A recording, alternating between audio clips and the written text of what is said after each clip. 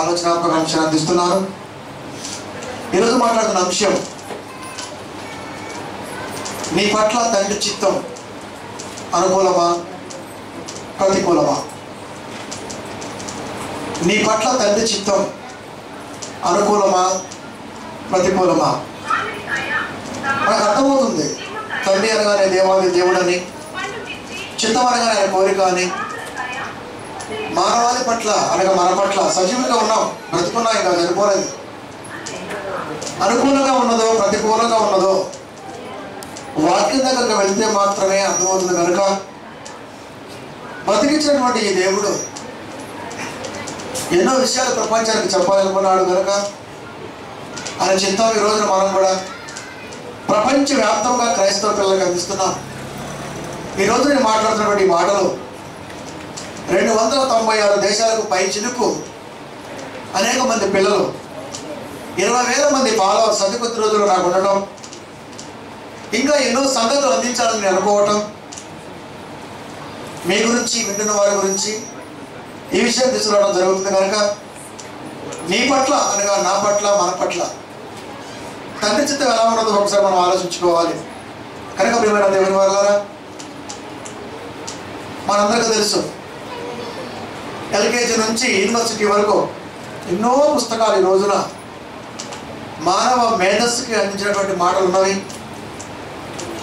ప్రతి మాట కూడా మరి మనిషికి పరిశోధనట్టుగానే కనబడుతుంది. పరిశోధన చేయవలసిన అవసరం కూడా లేదేమో అనిపిస్తుంటుంది. ఎందుకంటే ప్రియమైన దేవుని వాళ్ళారా, మనిషి మేధావి కనుక, మనిషి ఆలోచనలో పుట్టిన ప్రతిదీ కూడా అందించే ఇచ్చాడు కనుక, చదువులో కానివ్వండి, సంస్కారవంతమైన ఆలోచనలో కానివ్వండి, పెద్దగా కొత్త పదాలు మనకంటూ ఏమీ కనపడవు. కనుక కనబడకపోయినా కన్న తండ్రి ఏదో చెప్పాలి అనుకున్నాడు కనుక ఆ చెబుతున్నది ఏంటో అమోత్పర్యమం ఒకసారి మనం ఆలోచించాలి. ఎందుకంటే ప్రియమైన దేవుని వల్ల ఆలోచిస్తే తప్ప అర్థం కానివి ఎన్నో ఉంటవి. అవసరం మంచిగా బేస్మెంట్స్ చదువుకున్న పుస్తకాలలో కానీ, మేధావి వర్గ ఆలోచనలో కానీ ఏ రోజు కూడా మన బ్రతుకుకు సంబంధించిన మాటలు ఉండవు. మీరు ఎక్కడైనా చూడండి, ఎక్కడికి వెళ్ళినా సరే ఈ బ్రతుకుకు సంబంధించినటువంటి మ్యాక్సిమం మాటలే కనబడతాయి.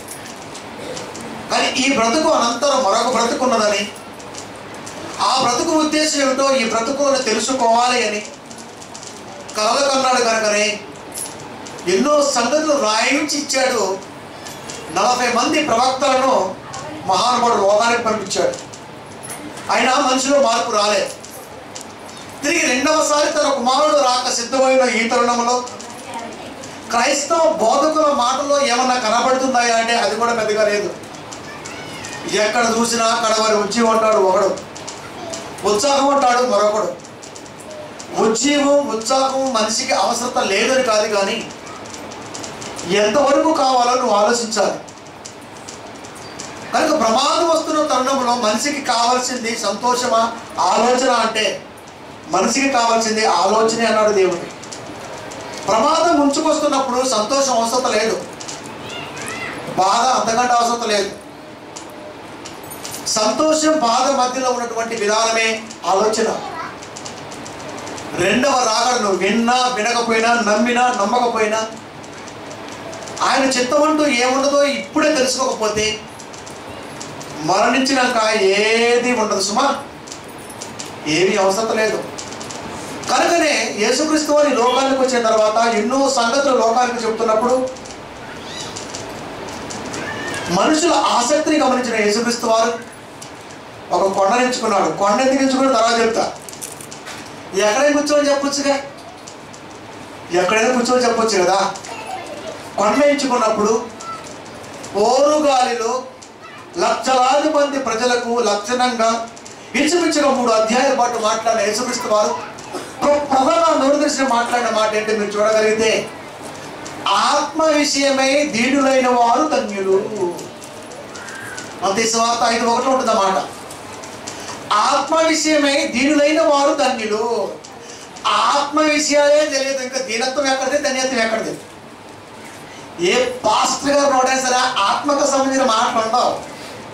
బోధ మొదలుపెట్టిన తర్వాత మహాబోధకుడు రెండవసారి తీర్పు తీర్చినప్పుడు కనికరము చూపనివాడు, ఆ సమయంలో నీ కంటికి కఠినాత్మగా కనబడుతున్నటువంటి ఏం చేశాని యేసుక్రీస్తు వారు మాట్లాడిన ఫస్ట్ మాట అదేనండి. ఆత్మ విషయమై దీనులైన వారు ధన్యులు, పరలోక రాజ్యము వారిది. పరలోక రాజ్యం వారిది. ఆత్మ విషయమే దీనులైన వారు ధన్యులు. చదువుకున్న పుస్తకాల్లో ఎక్కడా కనపడలేదు, సంస్కారవంతుల ఆలోచనలో ఏ మేధావి చెప్పలేదు, కానీ ఏ బోధకుడు పొందలేదు. కానీ ఈ మాట నువ్వు ఆలోచించాలరా. ఈ రోజున దేవుడి చిత్తం మన పట్ల ఎలా ఉన్నది, ఆయనకు ప్రతికూలంగా ఉన్నదా అనుకూలంగా ఉన్నదా నువ్వు ఆలోచించాలంటే ఖచ్చితంగా వాక్యం దగ్గరికి రావాలండోయ్. ఇక్కడికి వస్తేనే ఆయన చెప్పదలుచుకుంది ఏమిటో, నువ్వు ఆలోచిస్తున్నది ఏమిటో నీకు అర్థమవుతుంది. కనుక ఆత్మ విషయమై దీనులైన వారు ధన్యులు అని ప్రారంభించి ఎన్నో మాటలు చెప్పుకుంటూ వచ్చినటువంటి యేసు స్వామిలో ఒక మంచి మాట ఈరోజు నేను పరిచయం చేస్తాను. మత్తయి సువార్త 5వ అధ్యాయము 19వ వచనము. మత్తయి సువార్త 5వ అధ్యాయము 19వ వచనము. కాబట్టి ఈ ఆజ్ఞలో ఆత్మ విషయమే దీనులైన వారు ధన్యులను ప్రారంభించినటువంటి యేసుక్రీస్తు వారు అనేక సంగతులు చెప్పుకుంటూ వచ్చిన తర్వాత కాబట్టి అని మాట్లాడుతూ ఈ ఆజ్ఞలలో మిగులు అల్పమైన ఒక దారినైనను మీరి, అంటే మేరడం అంటే తృణీకరించడం లేదా దాటవేయటం. అంటే చెప్పినటువంటి మాటలు ఏదైనా సరే తృణీకరిస్తారు, దాట వేస్తారని ఆయన తెలుసా? తెలుసు.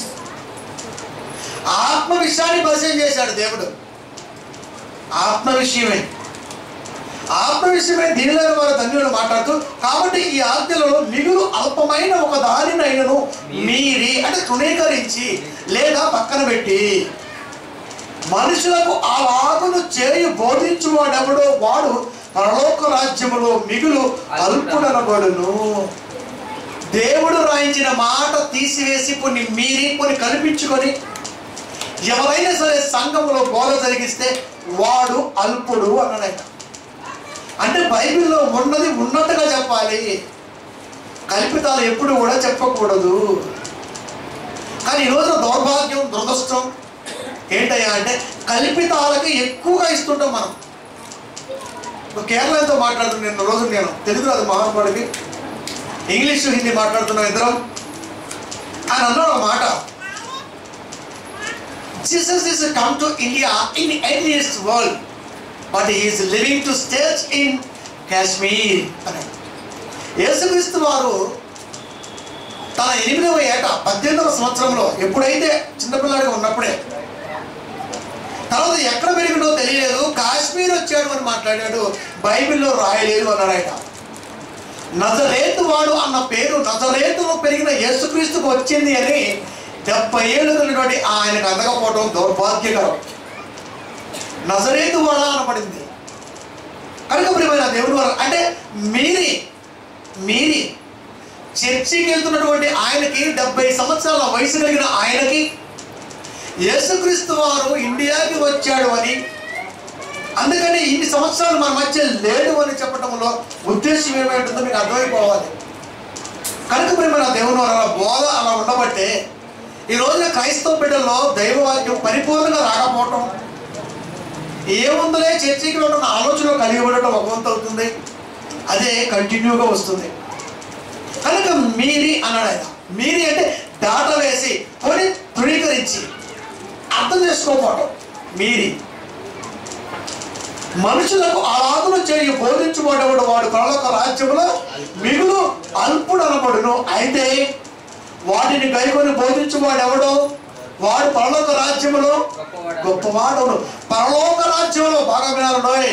పరలోక రాజ్యం అనగానే పరలోకం అనుకో మాకండే, పరలోకానికి సంబంధించిన రాజ్యం పరలోక రాజ్యం. రెండు ఒకటి కదా అంటే కాదు, రెండు ఒకటి కదా అంటే కాదు.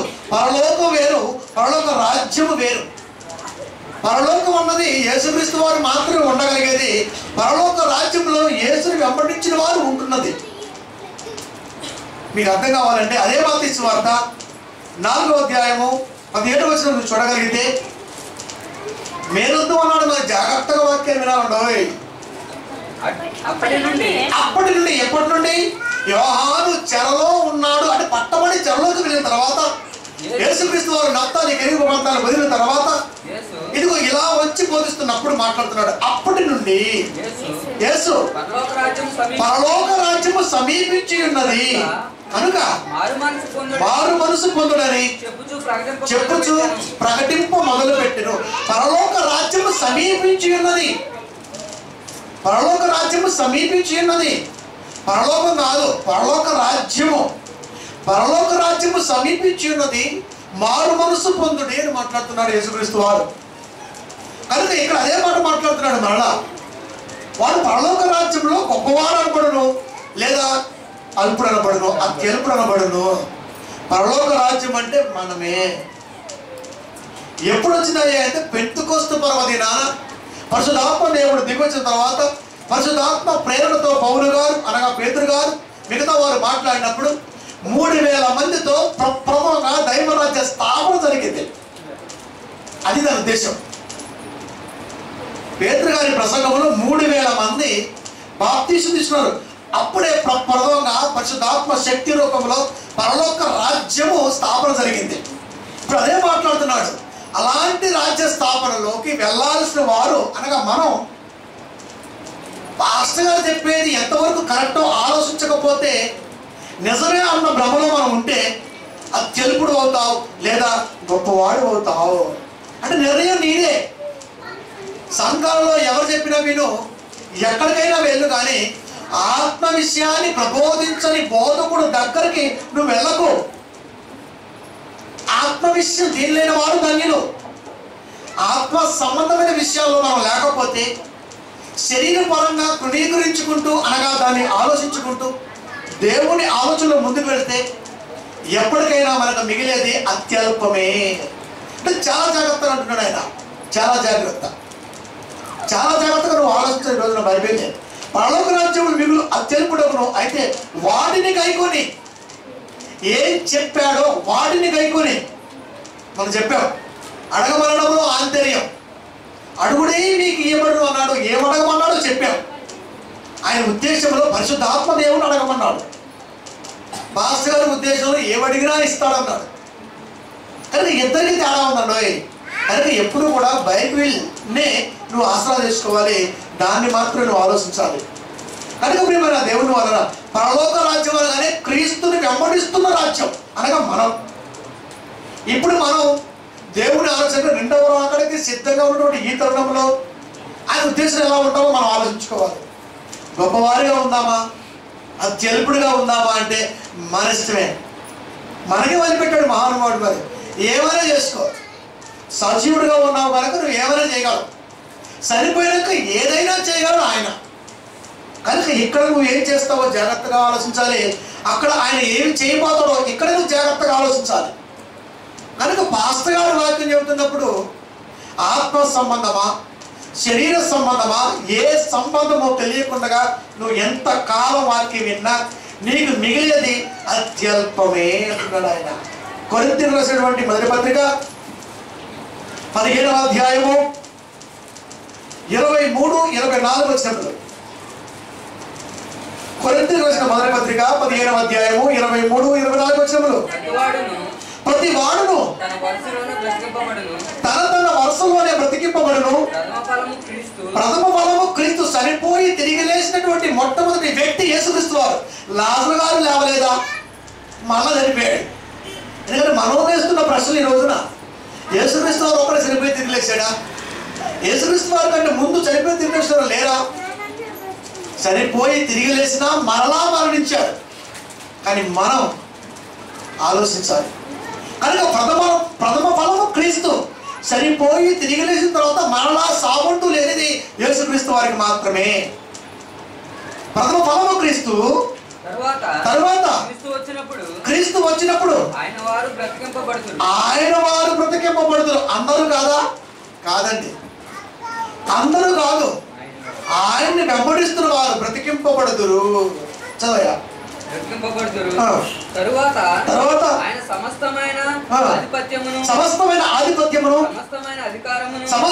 అధికారమును బలమును కొట్టివేసి తన తండ్రి అయిన దేవుని రాజ్యమును అప్పగించును. తండ్రి అయిన దేవుని రాజ్యము అనగా పరలోక రాజ్యము అనగా మనము అప్పగించును అంటున్నాడు ఆయన. అప్పగించును అంటున్నాడు ఆయన.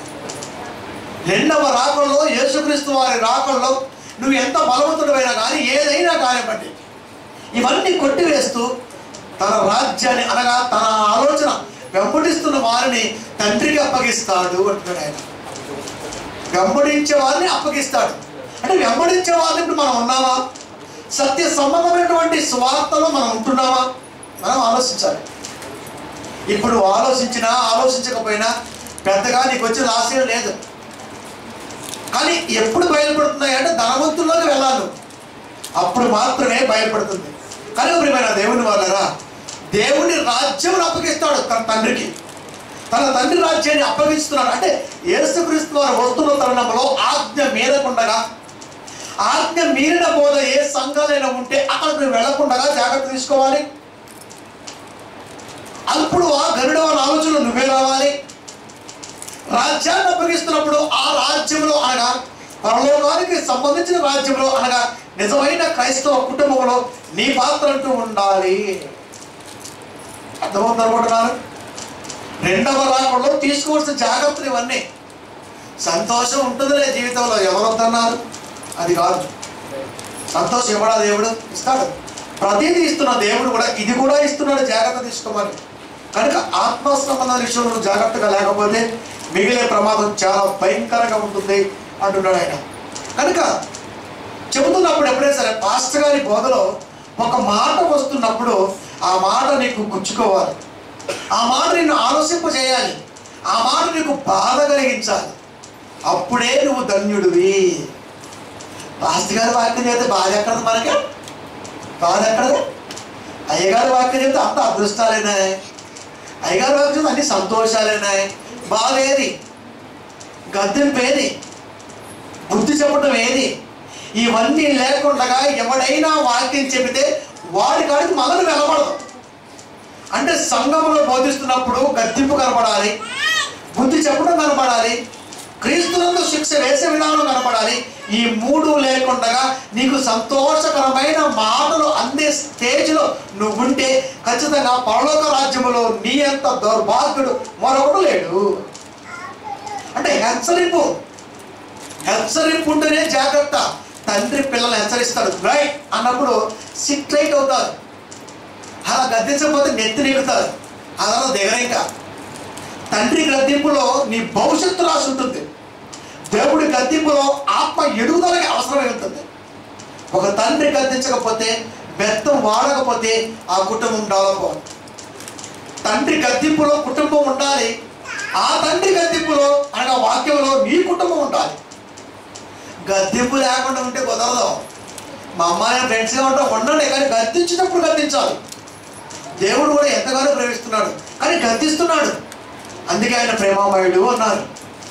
ఆ ప్రేమ మనలో ఉంది కనుకనే ఒక కుటుంబాన్ని ఏర్పరిచిన దేవుడు బ్రతికే విధానంలో ఒక విధమైన ఆలోచన కలిగి ఉన్నాడు. కనుక ఎంత ప్రేమ కలిగి ఉంటే ఇన్ని మాటలు రాయించడం మనకు అర్థమైపోవాలి. గద్దింపు ఉన్నదా? ప్రపంచవ్యాప్తంగా ఈరోజున బోధ కొత్త కాదు, బోధలు అంతకంటే కొత్త కాదు. ఏ సంఘంలో గద్దింపు కనపడుతుంది? ఇలా బ్రతకండి ఉంటుంది. పొరపాటున గద్దింపు మాట వస్తే ఇక అంతే, అయ్యగారి మీద బండలే, మోయలేనంత బండలు వచ్చేస్తాయి. అందుకని ఈరోజు సంఘ కాపర్లు ఎన్నో ఆలోచనతో సంఘాన్ని కట్టారు. గద్దించకూడదు, ప్రేమించాలి, ఆ ప్రేమే ఉంచాలి నిన్ను. అనగమైన దేవుని వాళ్ళరా, గద్దింపు లేని బోధ ఉంటే అప్పుడు బయటకు రా అన్నాడు దేవుడు. తిమోతికి రాసిన 2వ పత్రిక 4వ అధ్యాయము 1-2 వచనములు నువ్వు చూడగలిగితే బైబిల్ సంఘంలో జరుగుతున్న బోధకి, దేవుడు రాయించిన మాటకి నువ్వు ఈ రోజున బేరీజు వేసుకోవాలంటే చూడమ్మా.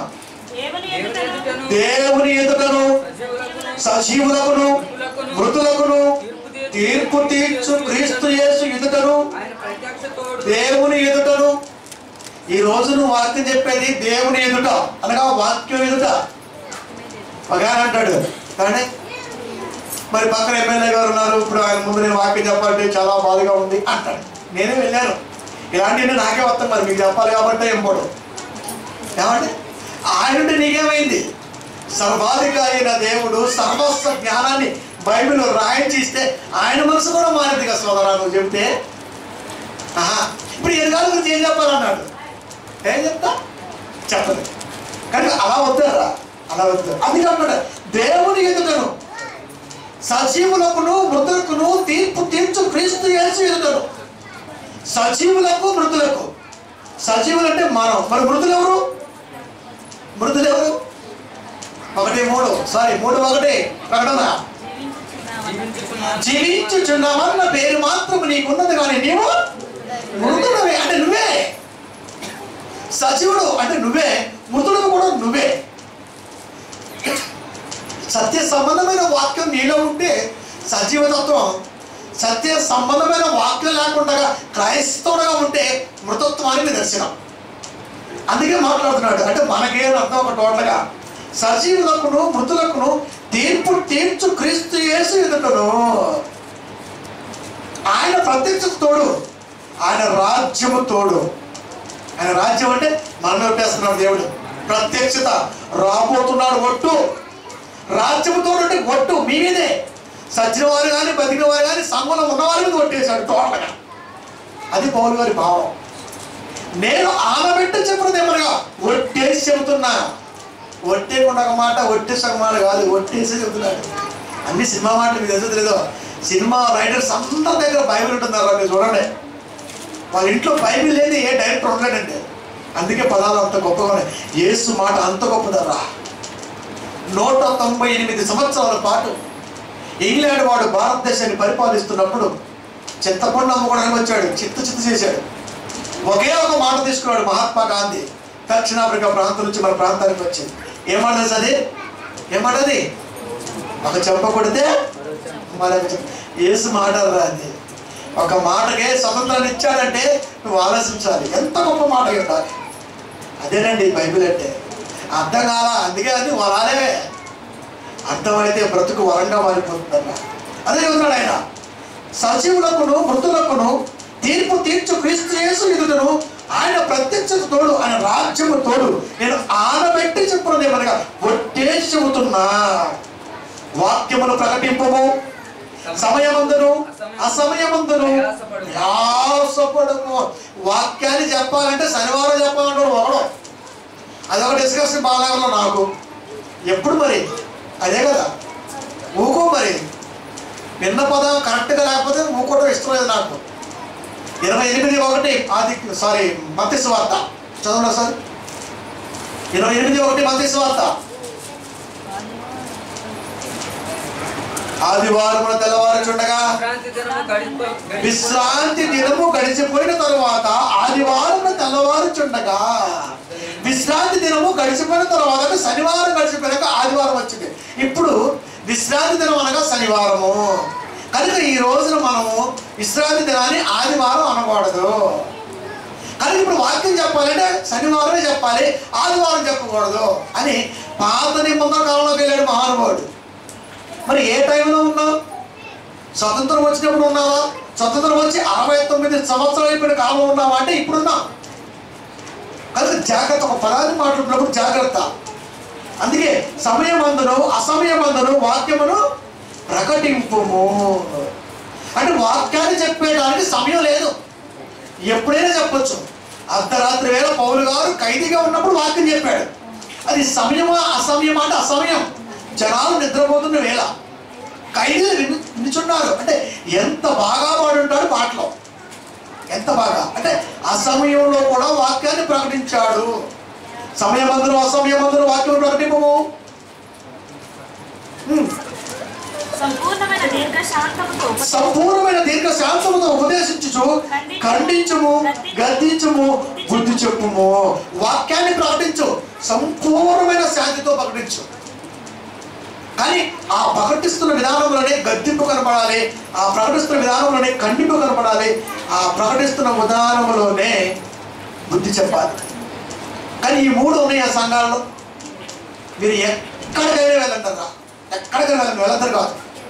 నేను ఎప్పుడు అలా చెప్పనండో, ఎక్కడికైనా వెళ్ళండి, సువార్తలోకి వెళ్ళాలంతే. ఎక్కడికి వెళ్ళినా ఈ మూడు పదాలు ఉన్నాయా లేవా నువ్వు చూడాలి. ఫస్ట్ ఉపదేశిస్తున్నటువంటి బోధకుడు ఇంటర్నేషనల్ స్పీకర్, అంటే అంతర్జాతీయ వర్తమానికుడు. ఆయన బోధలో ఈ కన్నింపు ఉందా, ఈ గద్దింపు ఉన్నదా, ఈ బుద్ధి చెప్పడం ఉన్నదా? కన్నింపు, గద్దింపు, బుద్ధి చెప్పడం లేకపోతే నీ కుటుంబం ఎప్పుడు డెవలప్ అవుతుంది. బైబిల్ అర్థం కాదు ఇంకా నీకు. నీకు కావాల్సిన ఒకటే, ఇంకా సప్పట్ల కొట్టడమే నీ పని. ఇంకా అదే అడుగుతున్నాడు దేవుడు కూడా. దీర్ఘ శాంతముతో ఉపదేశించము అంటే గంట చెబుతావా, గంటన్నర చెబుతున్నావా? వినపడుతున్న ప్రతి మాట కూడా శాంతియుతంగా ఉండాలి. దానిలోనే ఖండింపు కనపడాలి, దానిలోనే గద్దింపు కనపడాలి, దానిలోనే బుద్ధి చెప్పడం తెలియాలి. ఈ మూడు లేవు. యేసుక్రీస్తు వారు బోధిస్తున్నప్పుడు చాలా సౌమ్యంగా బోధించేవాడండి. కానీ ఆ మాట ఎదుటి వాడికి బాధ కలిగేటట్టుగా ఉంది. కనుకనే డబ్బులు ఎరచూపి చంపడానికి సిద్ధపడ్డారంటే మీరు ఆలోచించాలి. ఏం చేశాడని ఆయన? ధర్మశాస్త్రోపదేశకులు చెబుతున్న విధానం తప్పు అని చెప్పడం తప్ప, ఇలా బ్రతకని అని చెప్పడం తప్ప, బ్రతుకు మరొకటి ఉన్నది అని తెలియపరచడం తప్ప, ఈ మూడు తప్పే వాళ్ళ దృష్టిలో. కనుకనే యేసుక్రీస్తు వారిని పట్టించారు, బరబ్బాని వదిలించుకున్నారు. చివరికి వీరంతా కూడా వారి ద్వారానే వెళ్ళవలసి ఉంది పరలోకానికి. కనుక జాగ్రత్త. కనుక దీర్ఘ శాంతం ఉపదేశం జరుగుతున్నప్పుడు ఆ ఉపదేశిస్తున్న విధానంలో ఖండింపు ఉన్నదా, గద్దింపు ఉన్నదా, బుద్ధి చెప్పే విధానం ఉన్నదని ఆలోచించాలి. వాక్యాన్ని లోతుగా చూడాలి. మంట పుడుతుందండి వాక్యం. అది లేకుండా పైపైన చూసేవాళ్ళతో ఎప్పటికీ అర్థం కాదు. కనుక ఎప్పుడు కూడా పైపైన చూడకూడదరా. ఎప్పుడు కూడా మనిషిని లోపలే చూడాలి. వాడిలో రగుతున్నటువంటి వేదన, ఆత్మక్షోభ, ఒక మనిషికి వాక్యం అందించడంలో ఎలా తపనపడుతున్నాడో అది చూడాలి తప్ప మరి ఏది చూడకూడదండి. అలా చూసేవనుకో మనిషిని మనిషిగా చూస్తే మనిషిగానే కనపడతాడు. ఒక మనిషిని వాక్యాన్ని పెట్టి చూస్తే ఎంత బాగా కనపడుతుంది మీరు చూడాలి. ఒక భూతత్వం ఉంటుంది. నీ కంటికి కనబడే అక్షరాలు కూడా అది నీ కంటికి కనబడేట్టుగా చూపిస్తుంది, అది అడ్డం ఉంది. అలాంటి భూతత్వం కంటే గొప్పవాడు కాదు అది మనం. అందుకే అంటున్నాడు ఆయన, ఖండింపు, గద్దింపు, బుద్ధి చెప్పకపోవడం అన్నది నువ్వు ఉపదేశిస్తున్న విధానంలో నువ్వు వింటున్నటువంటి చర్చిలో, లేకపోతే మనే అని అంతే. మేము ఆ ఫస్ట్ నుంచి ఆడ చచ్చిపోవడం వాళ్ళతో కాదు. చచ్చిపోయి ఎవరిదన్నా ఆడ చచ్చిపోతే అంట అంటే వాక్యం అన్న. ఇది ఎఫెసీ రాసిన పత్రిక 4వ అధ్యాయము 3, 4, 5 వచనములు.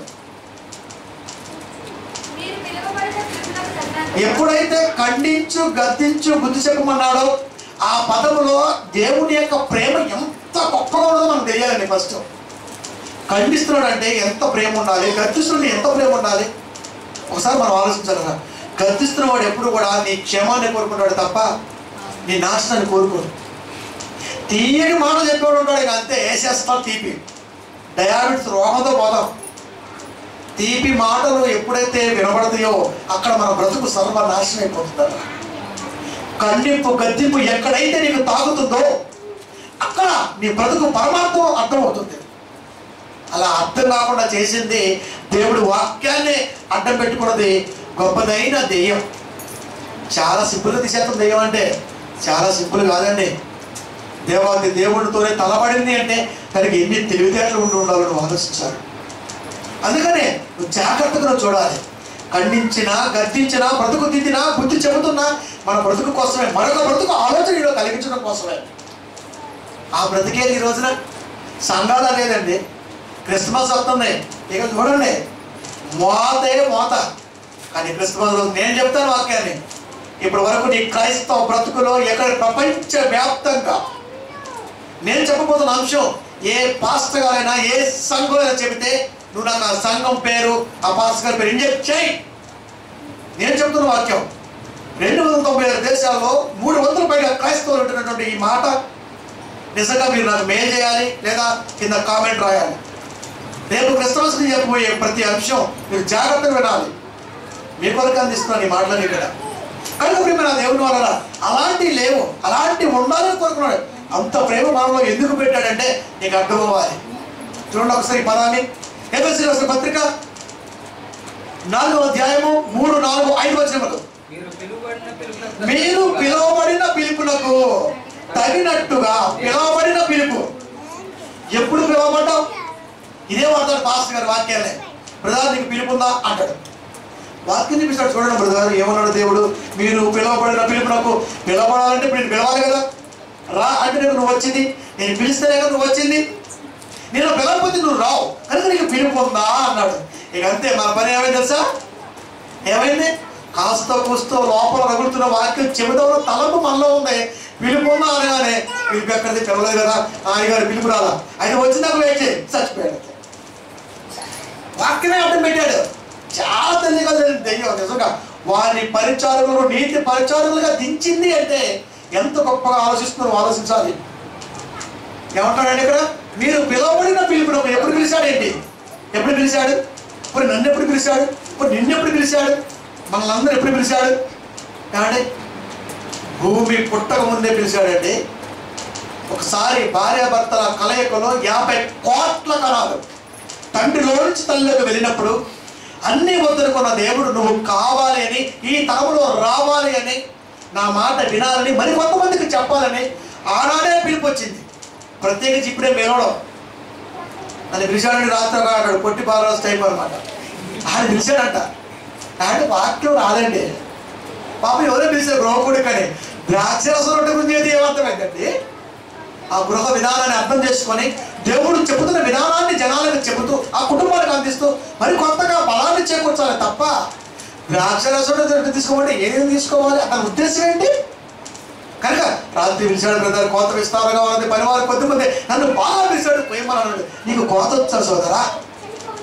రాదండి, రాదు. డిసైడ్ చేయొచ్చు, పొద్దు బాగా 25 ఇంకా సానగడ్డ వాళ్ళ సోదరుడు. అందుకని పిలవబడిన పిలుపు నాకు. ఎప్పుడు పిలిచాడు? ఎప్పుడో పిలిచాడు. ఎప్పుడు పిలిచాడు నువ్వు చూడగలిగితే పేతురు గారు రాసిన మొదటి పత్రిక 2వ అధ్యాయము 9వ వచనము. వాక్యాన్ని అర్థం చేసుకోవాలో నోటి మాటగా ఎన్నే చెప్పొచ్చు. అయితే చీకటిలో నుండి ఆశ్చర్యకరమైన తన వెలుగులోనికి మిమ్మును పిలిచిన వారి పునాది శయములను ప్రచురము చేయ నిమిత్తము.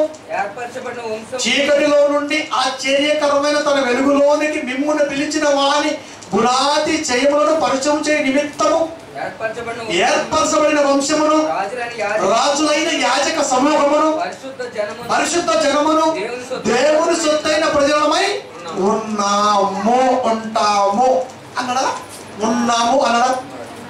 చీకటిలో నుండి, లోకములో నుండి. లోకానికి ఎప్పుడు వచ్చావు? లోకానికి ఎప్పుడు వచ్చావు? మా తాతకు వారికి తెలియదు, మా నాన్నకు అసలుకే తెలియదు. నా తరము రావాలి అని అన్ని తరాల యుగ జగాలలో తరతరాలలో పాడబడుకుంటాం. కాశీ కాపాడిన దేవుడు నాలాంటి వాడు కావాలని, నీలాంటి వాడు రావాలని ఆ దేవుడి ఉన్నటువంటి జాతిని కూడా అనగా మన వాళ్ళని కూడా కాపాడుతూ ఇప్పటి వరకు నిలబెట్టాడు. ఇప్పుడు పిలుపు రావాలి. నువ్వుంటే నువ్వు చచ్చిపోతావు, నీ పిల్లలు చచ్చిపోతావు, నీ నాన్న చచ్చిపోవడమే. పిలుపు ఇప్పుడు వచ్చింది, ఎప్పుడో వచ్చింది. 50 కోట్ల కణాలలో ఒక కణంగా నిర్ణయించబడ్డప్పుడే నీతో పనుంది. ఒక స్త్రీగా, ఒక పురుషుడిగా. ఇంకా పిలవాలంటే ఏం లాభం అండి? ఏం నేర్చుకుంటున్నావు? కనుక పిలుపు అన్నది అప్పుడే ఉంది. ఏర్పరచబడిన వంశము, రాజులైన యాజక సమూహము. మళ్ళా పెన్నాడది, పురుగాడది. ప్రార్థన ఇలాగే నేర్పాడు అయ్యగారు. మరి ఏం చేద్దాం? పెండా పురుగు ప్రార్థనలో వినబడింది తప్ప మన బతుకులు వినబడిద్దా? స్నానం చేసి ఇంట్లోకి వచ్చాక మేఘాల మెరిసిపోతే ఏమంటది? సంతూరు అంటది. అక్కడేది పెండ? అక్కడ లేదర్రా. ఎక్కడే ఉంటుంది, అన్నీ ఎక్కడే. ఎందుకంటే వినాలి కనుక పబ్లిక్ కాదండి. ఏర్పరచబడిన వంశము, రాజులైన యాజక సమూహము. రాజులు అన్నాడు యేసుక్రీస్తు వారిని. అన్నాడు పిలాతు, నువ్వు రాజు అంట చెప్పుకుంటున్నావంట. ఏ అన్నాడు, నువ్వు రాజువా అన్నప్పుడు ఏమన్నాడు? అవును, నువ్వు అన్నట్టు నేను రాజునే. రాజునగానే కిరీటం, రాజరేఖం, మూడంత ఎక్విప్మెంట్, గుర్రాలే కాదు. యేసుస్వామికి ఏమన్నాయి? తల వాల్చుకుంటకు స్థలమే లేదు. ఆయన రాజాడా? రాజాడా? రాజు కాదు కనుకనే పాస్టర్ గారి పాటల్లో యేసు రాజుగా వచ్చుచున్నాడు రాశాడు. అంటే ఆయన ప్రేమ ఎక్కువ పేదరు గారు లాగా. కనుక ప్రేమ దేవుని వలన ఏర్పరచబడిన వంశమును, రాజులైన యాజక సమూహమును, దేవుని సొత్తైన ప్రజలనై ఉన్నాము. చీకట్లో ఉండి పిలిచాడు. ఎప్పుడు పిలిచాడు? ఆ తల్లికే తెలియలా, ఆ తండ్రికే తెలియలా, కానీ దేవుడికి తెలిసిందారా. నీ అంటూ వాడు ఒక రావాలని, మీలాంటి స్త్రీలు కొంతమంది కావాలని, నీ ద్వారా కొన్ని కుటుంబాలు బాగుపడాలని ఎప్పుడో కోరుకున్నాడు. చర్చికి వెళ్ళారా అంటే పని ఉందక్క అన్నది. పని ఉంటుంది, ప్రాణం ఉన్నంత వరకే పని. ప్రాణం పైనాక నిన్ను తీసే పని ఉంటుంది. అది పంపించాలి. మరి ఎక్కడికి? అంతిమయాత్ర. అదే ఫిబ్రవరి మీటింగ్. మరి వస్త్రం పెట్టేసావు, ఎట్లా హల్చల్ చేస్తుంది అది. అంతిమయాత్ర. అంతిమయాత్రకి ఎలా మోస్తారో నీకు అర్థం కాదు, కానీ ఆ రోజు చెప్తాం 3 రోజుల పాటు. కనుక ప్రియమైన దేవుని వల్ల అదే అడుగుతున్నాడు ఆయన. పిలవబడ్డకు పిలిచబడ్డ వారం మనందరం ఎప్పుడో పిలవబడ్డావారా? ఎప్పుడో పిలవబడ్డాం. చదవయ్యా. మీరు పిలవబడిన పిలుపునకు తగినట్టుగా దీర్ఘ శాంతముతో కూడిన సంపూర్ణ వినయముతోను సాత్వికముతోను నడుచుకొనవలెనని ప్రభువును బట్టి ఖైదీనైన నేను మిమ్మును బతిమలాడుకొనుచున్నాను. సాత్వికముతోను నడుచుకొనవలెనని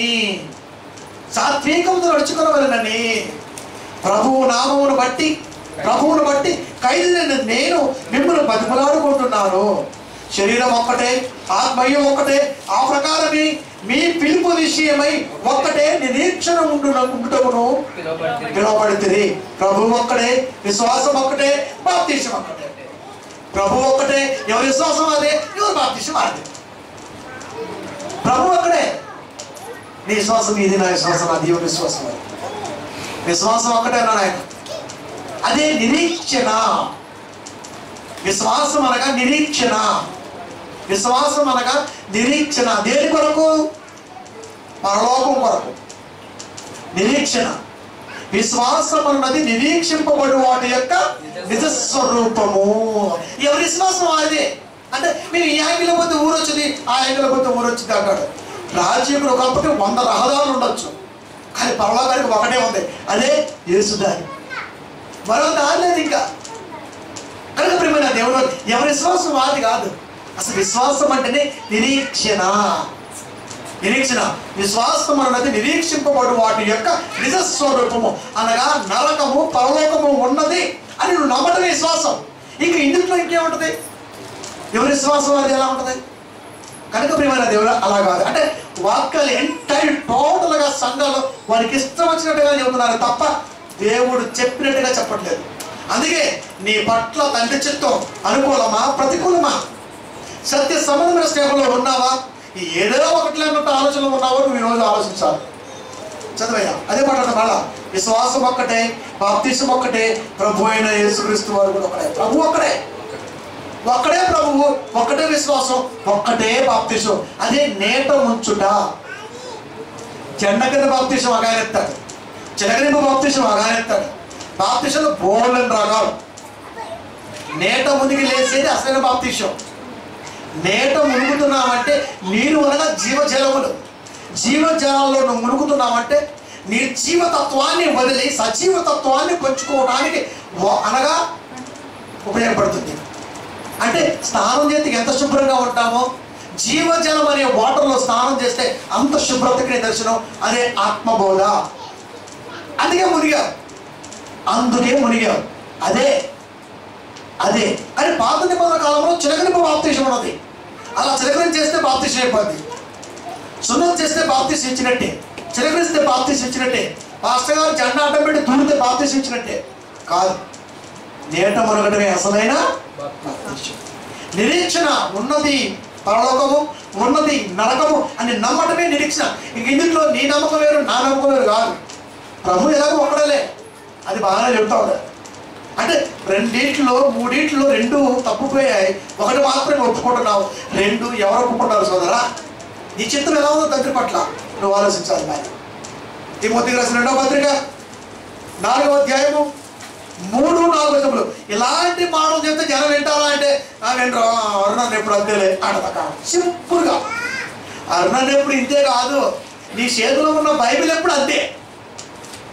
అది అక్కడ నేను చెబుతున్నాను తప్ప నా సొంతంగా ఏం చెబుతున్నాను నేను?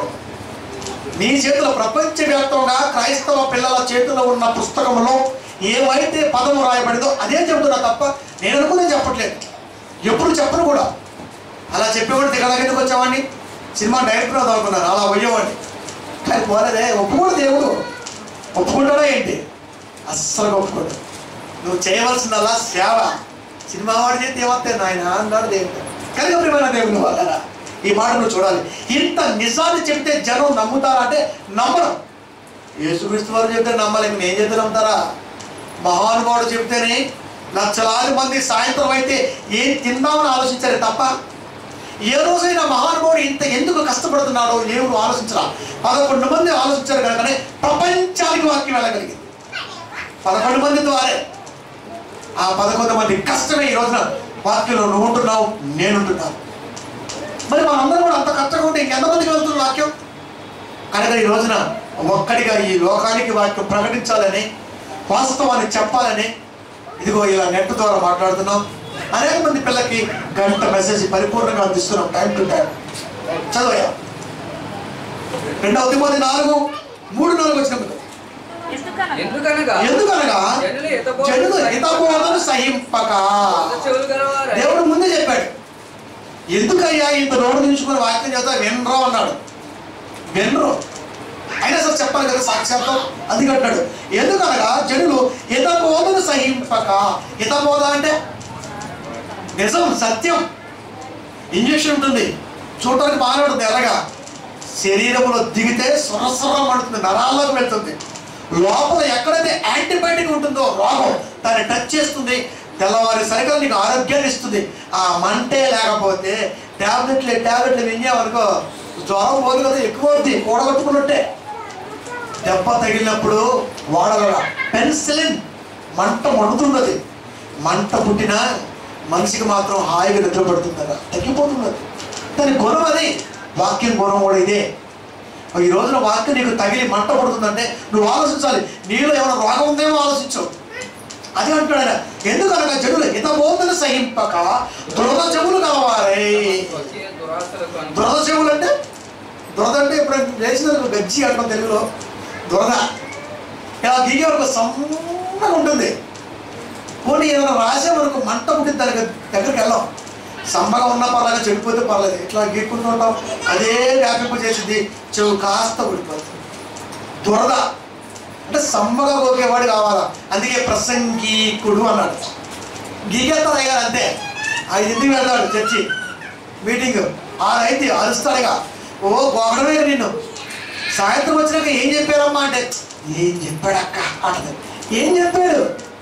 ఒక అంశాన్ని పిల్లల మధ్య చెప్పకపోయినా, వాళ్ళ హృదిలో నిలబడకపోయినా ప్రమాదం ఎవరికో తెలుసా? మగవాడిగా మారిపోతాడు పిల్లవాడు.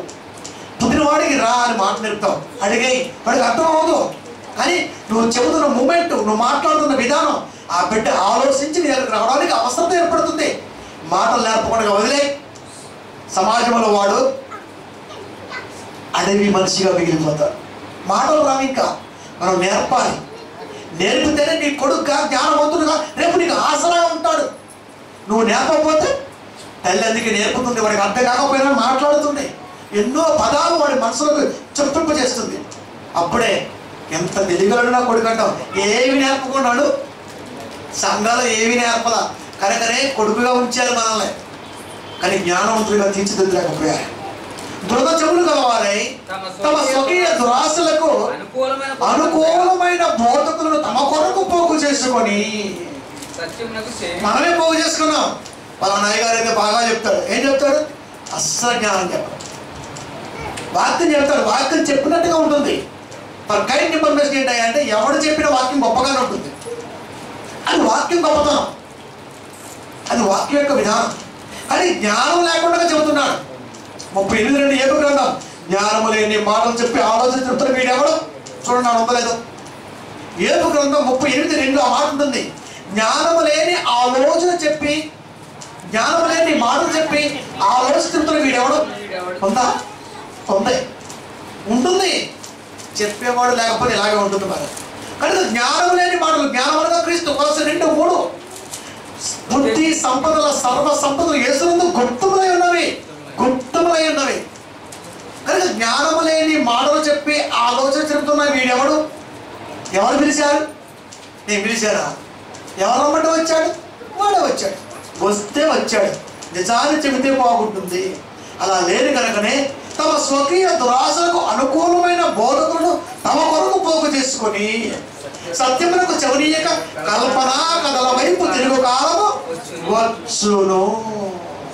వచ్చిన రాదని చెప్పాలి. నేను అందుకే చెప్తా పిలగాలి, ఛానల్ చూడండి, అందుట్లో అన్ని పెట్ట కథలే ఉంటాయి. ఇప్పుడు మీకు ఇంకొక లెసన్ చెప్తాను. పాస్టర్ గారి వాక్యాన్ని ఒక పక్కన పెట్టి మరొక టీవీ కొని మరొక టీవీని మరొక పెట్టి సిఎన్ ఛానల్ కానీ పోగో ఛానల్ కానీ పెట్టండి. అబ్జర్వేషన్ బాగా చేయండి. ఇందుట్లో ఉన్న కుళ్ళు జోకే అని చెప్తారు.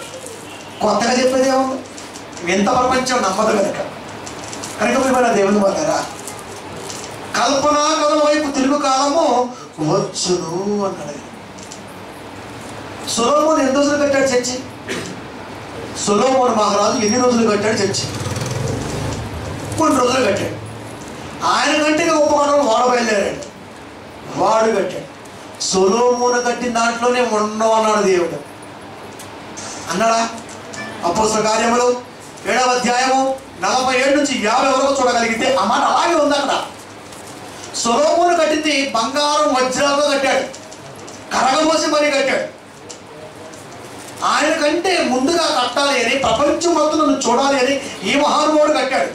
వాడి దగ్గర వాక్యం లేదు, అక్కడే ఉండనున్నాడు. ఇక్కడ ఎలా ఉంటాడు అంటే వాక్యాన్ని కప్పిపుచ్చుతున్నాడు.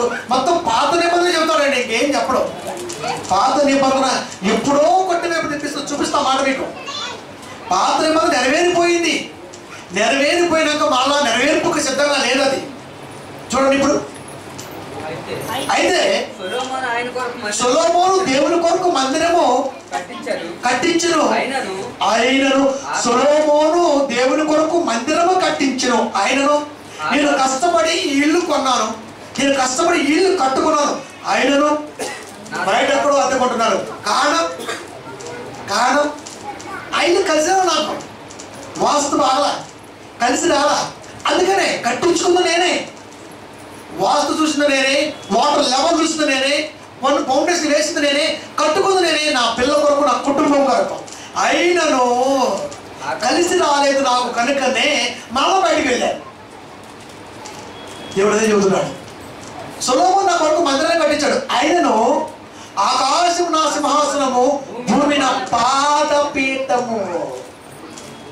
కట్టించాడు దేవాలయం. దావీదు కట్టించుకుందాం అనుకున్నాను, బాధ పరిస్థితి. కడతా సొలొమోను కట్టించుకున్నాడు. ఆయనను ఆకాశం నా సింహాసనము, భూమి నా పాద. ఒక కాలు పెట్టుకుంటే సరిపోయే భూమిలో 52 రోజుల్లో ఏం కట్టావరా సోదర? నువ్వు ఏం కట్టావు? భూమి హెక్టర్ స్కేల్ పై 5.9 వస్తే కూలిపోతుంది. దేవుడు రాజ్యం ఉండాలి చర్చిలో. నమ్మించి మోసం చేస్తాడండి, చాలా జాగ్రత్త పడతాడు. కనుక ఆయనను ఆకాశం నా సింహాసనము, భూమి నా పాదపీఠము.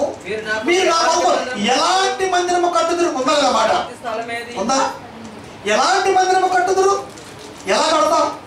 బంగారంతో కడతావా, వజ్రంతో కడతావా, జనాన్ని మోసం చేసి కడతావా? ఎలా కడతావు? ఎలా కట్టావు? ఆయనను నా విశ్రాంతి స్థలమేది, ఇవన్నీ నా హస్తకృతములు కావా చెప్పుచున్నాడు. సర్వోన్నతుడు హస్తకృతాలయములలో నివసింపడు. నువ్వు కట్టుకున్న 52 చర్చిలో నేనుండను. సొలొమోను కడితేనే లేను, నువ్వు కట్టిందని ఉంటానా? మోసం చేస్తున్నావు జనాలనే. తప్పదరా మీకు శిక్ష. ఈ మాట ఇప్పుడు అర్థం కావు. కన్ను మూస్తే ఆ రోజున వాస్తవత నీకు బయటపడుతుంది. నువ్వు కట్టుకున్న దాంట్లో ఉండను. దేవుడి రాజ్య వ్యాప్తిలో సత్య సంబంధం సువార్త కట్టబడిలో నువ్వు ఉండాలి, అప్పుడే ఉంటానన్నాడు ఆయన. ఎంత స్ట్రైట్గా వ్యాఖ్య చేసి వింటారా అంటే వింటారా? అస్సలకి జనానికి సత్య సంబంధం వాక్యం అవసరం లేదండి. ఆడికి ఏ గాడికి పొగడితే కావాలి, పొగిడితే దోలు తీరిపోయినట్టుగా ఉండద్దు. చనిపోతున్నారా ఎప్పటికైనా? బతుకుతావా? ఎంతకాలం ఉంటావు? కనుక ఆ సమయం రాకముందే, ఆ సావన్న సమయాన్ని మనం తాకముందే సత్య సంబంధమైన స్నేహంలో మనందరం ఉండాలి. అందరూ ఉండలేరు, అందరూ ఉండరు, కానీ వినేవాళ్ళు ఉన్నారు. ఇప్పటి వరకు తెలియకపోయినా తెలుసుకొని దేవుళ్ళు ఉంటున్న పిల్లల వరకు దేవుడిచ్చిన గొప్ప బహుమానం చూడగలిగితే రోమీయులకు రాసిన పత్రిక 10వ అధ్యాయము 4వ వచనము. రోమీయులకు రాసిన పత్రిక 10వ అధ్యాయము 4వ వచనము. విశ్వసించు ప్రతి వానికి నీతి కలుగుటకై. విశ్వసించు ప్రతి వానికి అంటే అందరూ విశ్వసించరు. పరుగుల పోటీలో అందరూ పాల్గొంటారు. కానీ కాల వ్యవధిలో, నిర్ణీత కాల వ్యవధిలో రాగలిగేవాడు ఒక్కడే ఉంటాడు. అతడే ఫస్ట్ ప్రైజ్ తీసుకుంటాడు. ఇంకొక 5 సెకండ్ల తేడాతో 10 సెకండ్ల తేడాతో అందరూ గీత ఆడతారు. 50 మందిని మీరు గీత గీసి ఒకేసారి గన్ను పిలిచి స్టార్ట్ అన్నా 50 మంది కూడా గీత ఆడతారు. కానీ నిర్ణీత సమయంలో గీత ఆడిన వాడే ఫస్ట్ ప్రైజ్ తీసుకుంటాడు. అంటే కాలము సంకుచితమైనది, ప్రభువు రాకడ సిద్ధమైనది. ఎవడైతే సిద్ధపాటు కలిగి ఉంటాడో మారదాములే అంటే కుదరదు. కొంతకాలం వాడికి వెళ్ళి ఎందామంటే కుదరదు. ఇప్పుడే రావాలి. ఎప్పటికైనా గీత ఆడడం కదండి, ఆయనకు ఫస్ట్ ప్రైజ్ ఇచ్చాడు, ఒక 10వ ప్రైజ్ ఇవ్వండి అంటే కుదరదు. ఆ 2 ప్రైజులు, 1, 2, 3 ఫస్ట్ సెకండ్ థర్డ్ ఇక లేవు ప్రైజులు. ఇక దేవుడి దగ్గర ఒకటే ప్రైజ్ ఉంది, అదే ప్రథమ ఫలం. క్రీస్తు ప్రథమ ఫలం, ఫస్ట్ ప్రైజ్ క్రీస్తు. ఆ క్రీస్తు పక్కన ఉంటే అందరూ ఫస్ట్ ప్రైజే. ఎందుకంటే అలా చెప్పేసినప్పుడు అందరూ కూడా ఆయనతో అలా చెప్తే వెళ్ళిపోతాం, ఎత్తుకుని తీసుకెళ్ళిపోతాడు. రాజ్యాన్ని అప్పగిస్తున్నాడు అంటే ఆయనతో పాటు వెళ్తాం. ఇక సెకండ్ ప్రైజ్ ఏది లేవు. లోకంలో 3 ఉండొచ్చు, కానీ మన లోక సంబంధమైన రాజ్య విషయంలో ఒకటే, అది క్రీస్తు ద్వారానే. మళ్ళా ఆ గీత ఆయనే. కనుక విశ్వసించు ప్రతి వానికి నీతి కలుగుటకై క్రీస్తు ధర్మశాస్త్రములకు సమాప్తి అయి ఉన్నాడు. ప్రస్తుత ధర్మశాస్త్రానికి సమాప్తి అంటే ఎడ్జ్కి వచ్చేసాడు. ఇంకా మళ్ళా ప్రారంభంలోకి వెళ్ళిపోతాడు అయ్యగారు, మళ్ళా వెళ్ళిపోతాడు. లాస్ట్కి వచ్చేసాడు. దాటుకుంటూ చివరికి వచ్చేసాడు. మళ్ళా ఎక్కడిది మళ్ళా పాత నియమాలు చెప్తాడు. ఎప్పుడు చూడు ఆ 12 కుమారుల గురించి చెప్తాడు, అదేంటో మరి. కానీ ఆ గోత్రం గురించి చెప్తాడు, మరి అదేంటో మరి. ప్రతిదీ కూడా అంతేనరా, అంతే. కనుక చాలా జాగ్రత్త ఉన్నాయి. విశ్వసించు ప్రతి వారికి నీతి కలుగుటకై క్రీస్తు ధర్మశాస్త్రమునకు సమాప్తి అయి ఉన్నాడు. సమాప్తి అయ్యాడు. ఈ పదం నీకు అర్థం కావాలంటే 5:17 మత్తాయి చూడు ఒకసారి. ఈ పదాన్ని పెట్టి అట్లా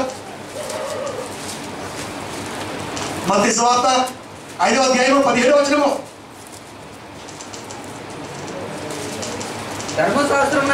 ధర్మశాస్త్రమునైనను ప్రవక్తల